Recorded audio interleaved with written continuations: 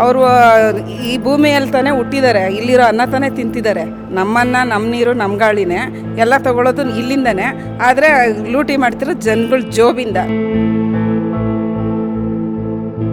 ಟ್ರಾಫಿಕ್ಗೋಸ್ಕರ, ಸಾರ್ವಜನಿಕರಿಗೋಸ್ಕರ ಮಾಡಿದ್ದೀರ ತಾನೆ. ಮಾಡೋ ಅಂಥದ್ದನ್ನ ಅದು ನಿಯತ್ತಾಗ ಅನ್ನ ತಿನ್ನೋ ಥರ ಕೆಲಸ ಮಾಡಿ.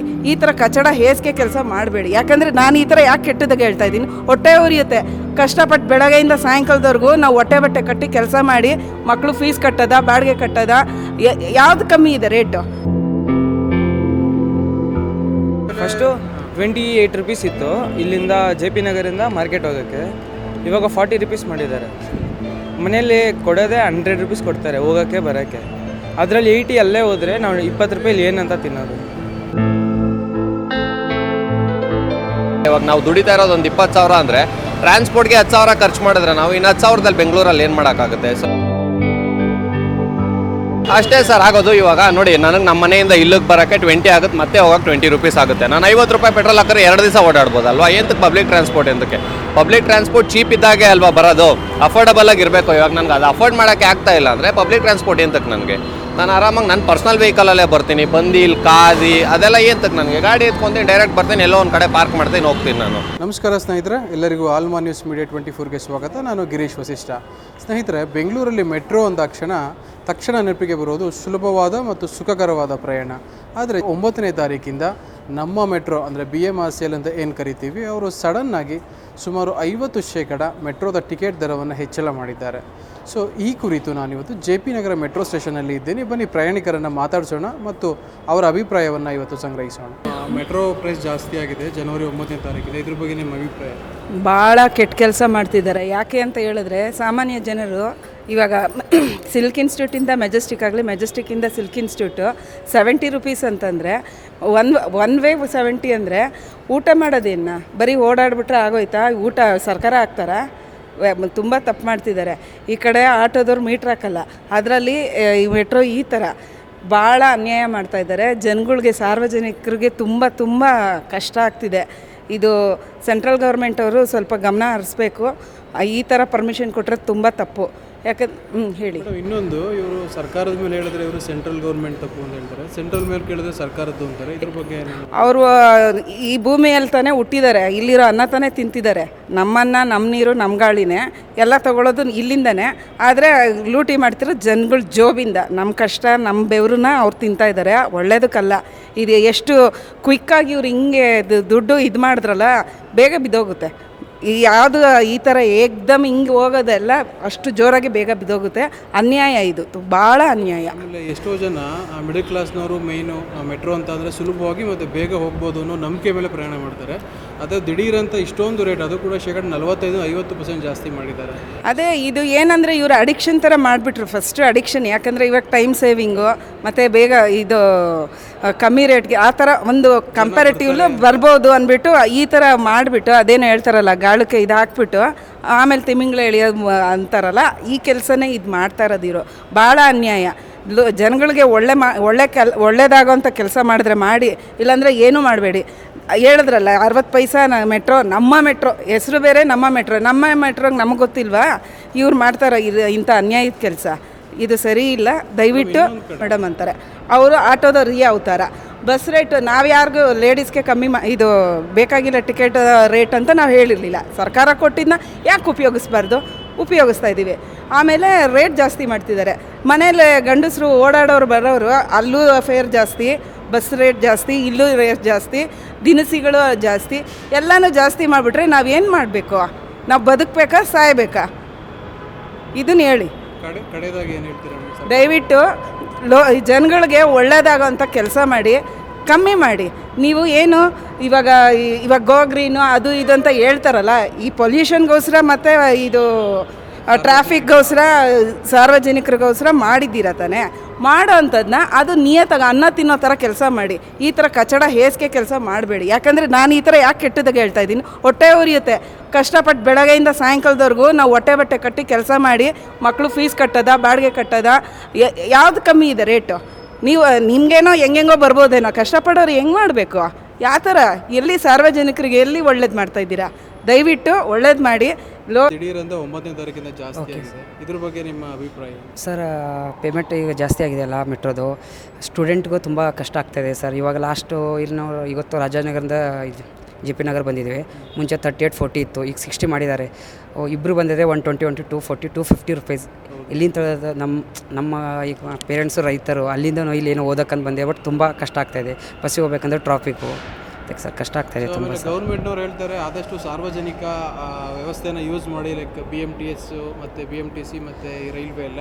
ಬಟ್ ಇವ್ರು ದಿಢೀರಂತ ಆ ಪ್ರೈಸ್ನೂ ಜಾಸ್ತಿ ಮಾಡಿದ್ದಾರೆ, ಈ ಪ್ರೈಸ್ನೂ ಜಾಸ್ತಿ ಮಾಡಿದ್ದಾರೆ, ಇದ್ರ ಬಗ್ಗೆ? ಸರ್ ಬಸ್ಸಲ್ಲಿ 5 ರೂಪೀಸ್ 1 ರೂಪೀಸ್ ಮಾಡಿದ್ದಾರೆ, ಅಲ್ಲಿ ಓಕೆ ಅಷ್ಟೇನಿದು ಇಲ್ಲ. ಇಲ್ಲಿ ಜಾಸ್ತಿ ಫುಲ್ ಡಬಲ್ ಆಗಿಬಿಟ್ಟಿದೆ ಸರ್, ಅದಕ್ಕೆ ತುಂಬ. ಅಲ್ಲಿ 5 ರೂಪೀಸ್ 1 ರೂಪಾಯಿ 20 ರೂಪೀಸ್ 24 ಆಗಿದೆ. ಇಲ್ಲಿ 40 ದಿನ 60 ಆಗಿದೆ ಸರ್. ಮಿನಿಮಮ್ 70-80% ಜಾಸ್ತಿ ಮಾಡಿದ್ದಾರೆ. ತಗೊಳ್ಳೋದೆಲ್ಲ ಇವರು ಜಾಸ್ತಿ ಮಾಡಿದ್ದಾರೆ ಅಂತ ಒಂದು.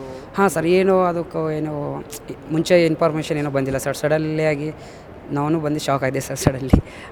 ಸರ್ ಜಾಸ್ತಿ ಆಗಿದೆ. ಸೊ ಅದರಿಂದ ಎಷ್ಟೋ ಜನಕ್ಕೆ ಇವಾಗ ಏಟ್ ಬಿದ್ದಿದೆ. ಸೊ ಇವಾಗ ಬೆಂಗಳೂರಲ್ಲಿ ನೋಡ್ಬೋದು ತುಂಬಾ ಮಿಡಲ್ ಕ್ಲಾಸ್ ಜನ ಮತ್ತು ಎಲ್ಲ ಡೈಲಿ ಕೆಲ್ಸಕ್ಕೆ ಹೋಗೋರು, 90% ಬರೀ ಕೆಲ್ಸಕ್ಕೆ ಹೋಗೋರೇ. ಸೊ ಈ ಥರ ಮಾಡೋದ್ರಿಂದ ಇವಾಗ ನೋಡಿ ಬಸ್ಸು ಫ್ರೀ ಬಿಟ್ಟರು, ಇವಾಗ ಅದು ಜಾಸ್ತಿ ಆಗಿದೆ. ಇವಾಗ so end of the day ಮೆಟ್ರೋನೇ ಗಂಡು ಮಕ್ಕಳಿಗೆ ಅಂತ ಟ್ರಾನ್ಸ್ಪೋರ್ಟ್ ಇದ್ದಿದ್ದು, ಇವಾಗ ನಾವು ಬಸ್ಸಲ್ಲಿ ಹೋದ್ರೂ ಪೇ ಮಾಡಬೇಕು, ಮೆಟ್ರೋನಲ್ಲಿ ಬಂದರೂ ಪೇ ಮಾಡಬೇಕು. ಅದ್ರ ಜೊತೆ ಸೀನಿಯರ್ ಸಿಟಿಸನ್ಸ್ ಇವಾಗ ಅವ್ರು ಬಂದರೆ ಸೀಟ್ ಬಿಟ್ಕೊಡ್ಬೇಕು.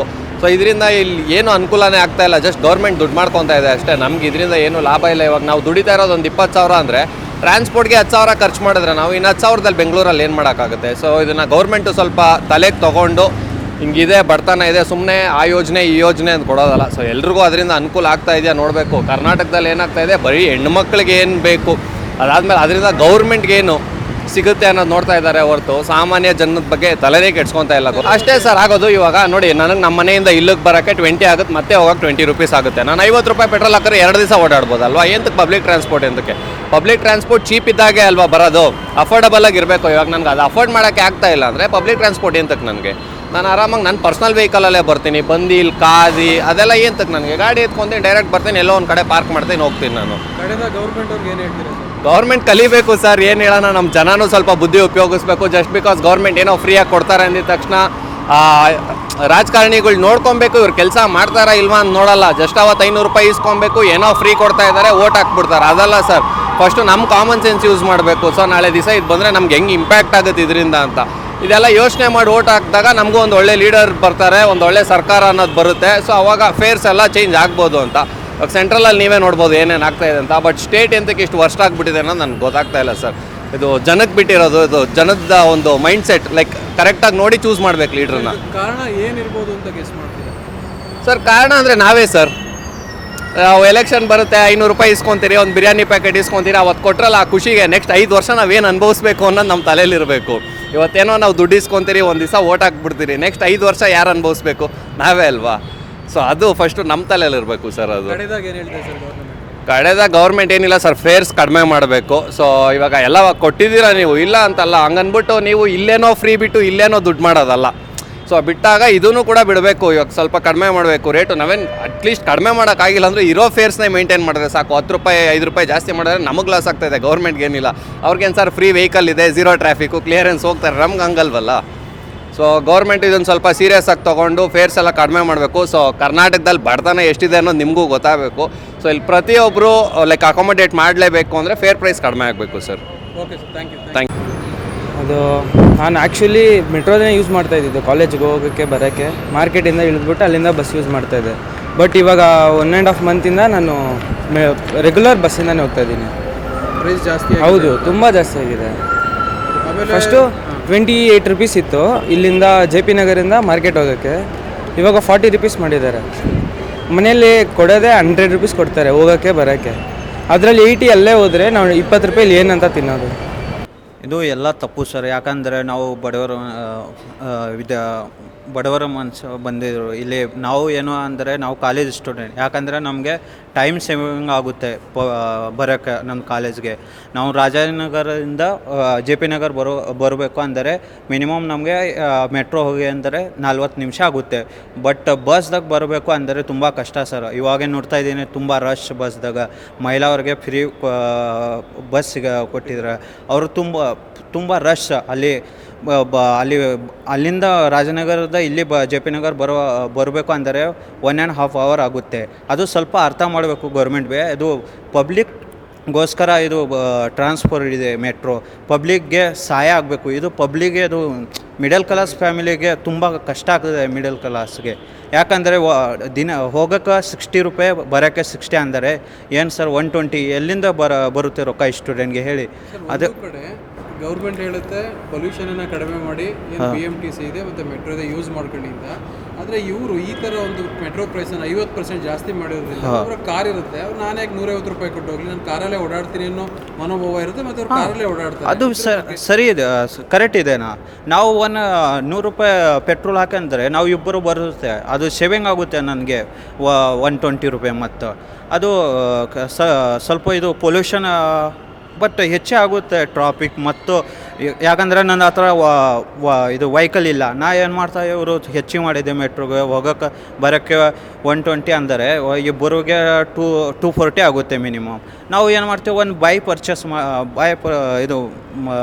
ಪರ್ಚೇಸ್ ಮಾಡಿ ನಾವು ಇಬ್ಬರು ಬರ್ತೀವಿ, ಅದು 100 ರೂಪಾಯಿ ಆಗುತ್ತೆ. ಬಟ್ ಇದು ಟ್ರಾಫಿಕ್ ಜಾಮ್ ಸಮಸ್ಯೆ ಬರುತ್ತೆ ಮತ್ತು ಪೊಲ್ಯೂಷನ್ ತುಂಬ ಆಗುತ್ತೆ. ಅದು ಸ್ವಲ್ಪ ಅರ್ಥ ಮಾಡ್ಕೋ ಗೌರ್ಮೆಂಟ್, ಅದರ ಏನೋ ಆಕ್ಷನ್ ತಗೋಬೇಕು ರೀ.